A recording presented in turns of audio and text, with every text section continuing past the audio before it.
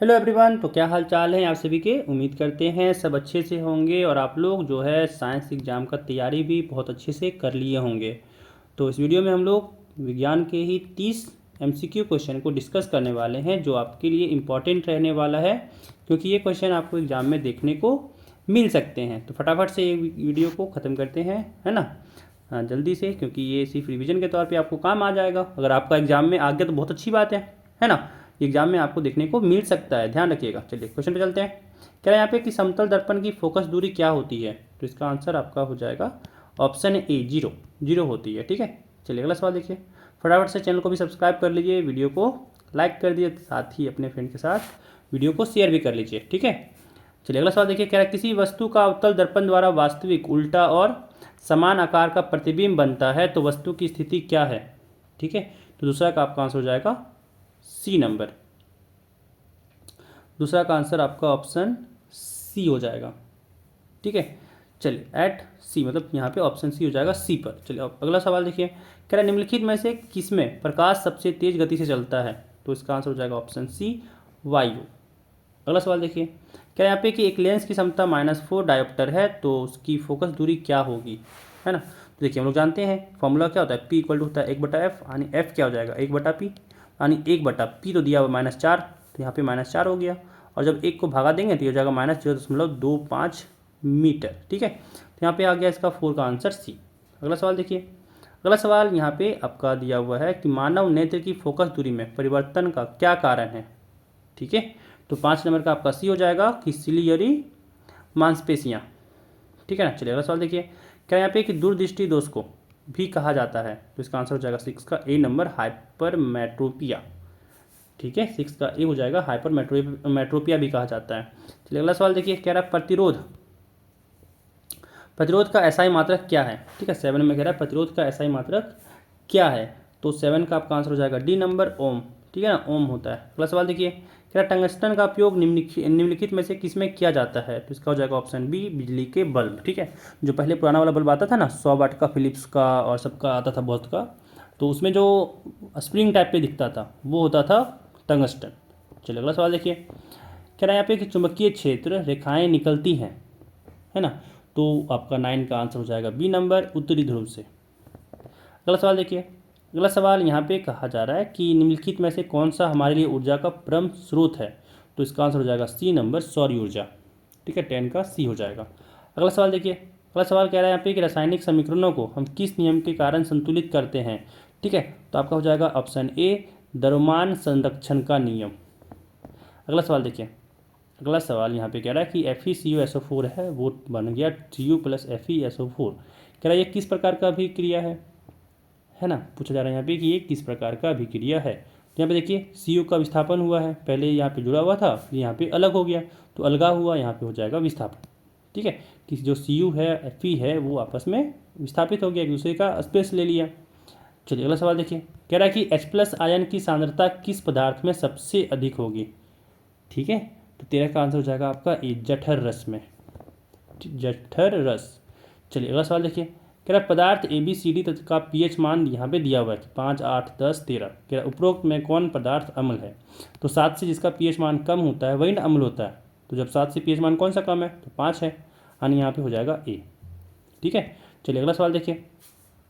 अगला सवाल कह रहा है यहाँ पे कि निम्नलिखित में से किस लवण का उपयोग सोडा अम्ल अग्निशामक में किया जाता है, ठीक है। तो 15 का आपका यहाँ पे आंसर हो जाएगा option B, sodium bicarbonate, NaHCO3। चलिए अगला सवाल देखिए। अगला सवाल कह रहा है यहाँ पे कि निम्नलिखित में से कौन उभयधर्मी ऑक्साइड है, ठीक है, उभयधर्मी ऑक्साइड। तो इसका आंसर हो जाएगा बी नंबर, Al2O3, Al2O3 होता है। चलिए अगला सवाल देखिए। कह रहा है यहाँ पे कि दिए गए तत्वों के इलेक्ट्रॉनिक विन्यास में कौन उत्कृष्ट गैस का इलेक्ट्रॉनिक विन्यास है, ठीक है। तो जो कंप्लीट होता है 2, 8 वाला, है ना, क्योंकि ये कंप्लीट है। तो चलिए अगला सवाल देखिए। कह रहा है निम्नलिखित में कौन असंतृप्त हाइड्रोकार्बन है, ठीक है। तो जो यहाँ पे कंप्लीट नहीं है तो यहाँ पे कौन जाएगा C2H2, ठीक है, C2H2 हो जाएगा इसका आंसर। चलिए अगला सवाल देखिए। अगला सवाल कह रहा है यहाँ पे कि HCHO में कौन प्रगात्मक समूह है। दिख रहा है कि CHO वाला है, यानी एल्डिहाइड है, ठीक है। सी नंबर हो जाएगा एल्डिहाइड। चलिए अगला सवाल देखिए। अगला सवाल यहाँ पे कह रहा है कि दिए गए तत्वों में किस तत्व में संयोजी इलेक्ट्रॉनों की संख्या लिथियम के बराबर होगी। तो 20 का आंसर हो जाएगा सी नंबर, पोटासियम। ठीक है, पोटासियम में होता है। अगला सवाल देखिए, अगला सवाल देखिए, यहाँ पे अगला सवाल कह रहा है कि अमीबा में किस प्रकार का पोषण होता है। तो इसका आंसर हो जाएगा डी नंबर, प्राणी संभोजी पोषण। ठीक है, प्राणी संभोजी पोषण। अगला सवाल देखिए, कह रहा है कि यहाँ पे श्वसन प्रक्रम में ग्लूकोज से पायरवेट का विखंडन कहाँ होता है। तो 22 का आपका हो जाएगा बी नंबर, माइटोकॉन्ड्रिया में। ठीक है, माइटोकॉन्ड्रिया में। चलिए अगला सवाल देखिए, 23 नंबर कह रहा है कि निम्नलिखित में से कौन सा हार्मोन शरीर की वृद्धि के लिए उपापचय का नियमन करता है। तो 23 का आपका हो जाएगा डी नंबर, थायरोक्सिन। ठीक है, थायरोक्सिन करता है। चलिए अगला सवाल देखिए, कह रहा मानव में सभी अनैच्छिक क्रियाओं का नियंत्रण कहाँ से होता है। तो 24 का आपका आंसर हो जाएगा यहाँ पे डी नंबर, मेडुला से नियंत्रण होता है। ठीक है, चलिए अगला सवाल देखिए, अगला सवाल यहाँ पे 25 नंबर कह रहा है कि भाई दिए गए चित्र किस प्रकार के जनन को प्रदर्शित करता है। यहाँ पे जो चित्र दिया हुआ है कह रहा है कि किस प्रकार के जनन को प्रदर्शित करता है। तो 25 का आपका आंसर हो जाएगा सी, पुनरुद्भवन। ठीक है, पुनरुद्भवन। चलिए अगला सवाल देखिए, अगला सवाल यहाँ पे कह रहा है कि मनुष्य में निषेचन कहाँ होता है। ठीक है, तो 26 का आंसर हो जाएगा ए नंबर, अंडवाहिका में। ठीक है, इसको इंग्लिश में फेलोपियन ट्यूब कहते हैं। चलिए अगला सवाल देखिए, अगला सवाल यहाँ पे कह रहा है कि किस जीव में कोई गुण प्रभावित होता है। ठीक है, किसी जीव में कोई गुण प्रभावित होता है, केवल पिता के DNA से नहीं, केवल माता के DNA से नहीं, ये दोनों। आंसर हो जाएगा सी नंबर, पिता और माता दोनों के DNA से। ठीक है, चलिए अगला सवाल देखिए, अगला सवाल देखिए, यहाँ पे अगला सवाल कह रहा है कि नाभिकीय विद्युत संयंत्र शक्ति संयंत्र में किस प्रक्रिया से ऊर्जा मुक्त होती है। ठीक है, तो 28 का आपका आंसर हो जाएगा बी नंबर, नाभिकीय विखंडन।